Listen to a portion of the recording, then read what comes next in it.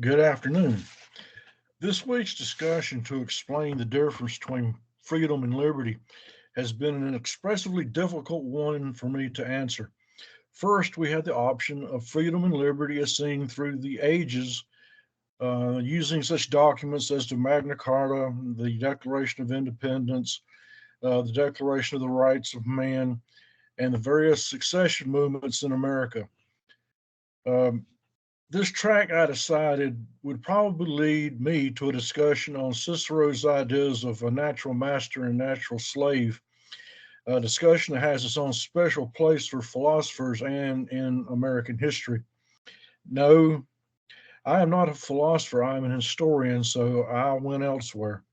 I've chosen the discussion of the ideas of freedom and liberty through time and the beginning of natural rights, beginning with Aristotle, Cicero, Locke, and eventually Jefferson.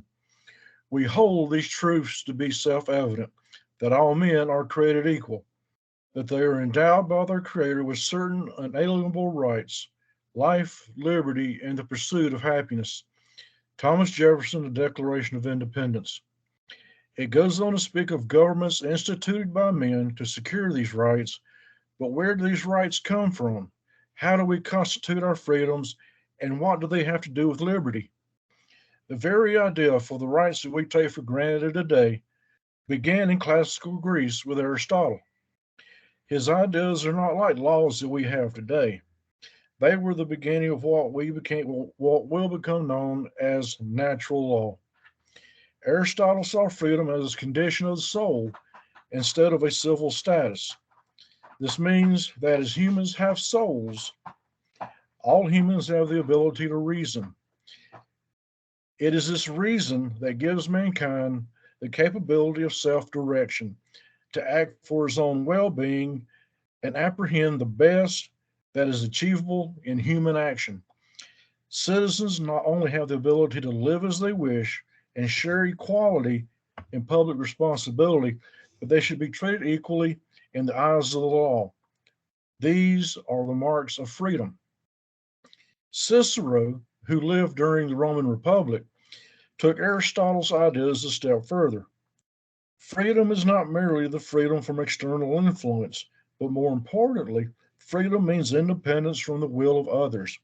Now, this is important because to have freedom and liberty, there must be government and the rule of law. For freedom and liberty is actually seen as compatible with and constitutive of the liberty of an individual in a free society. It is important for one to remember the security of the state is a form of liberty. It is the state that protects our freedoms, and if I am wrong, many people have died for the wrong ideas.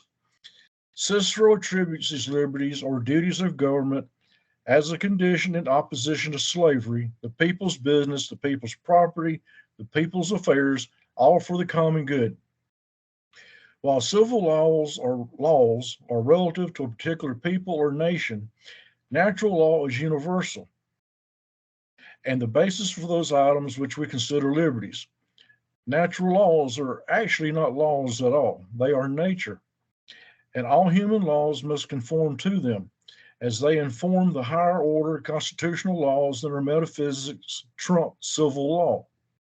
I think that John Locke stated it best. The law of nature is a declaration of God's will and a standard of right and wrong. It is a law that already governs the state of nature, a state where all men are free and equal, and one in which they may live in peace.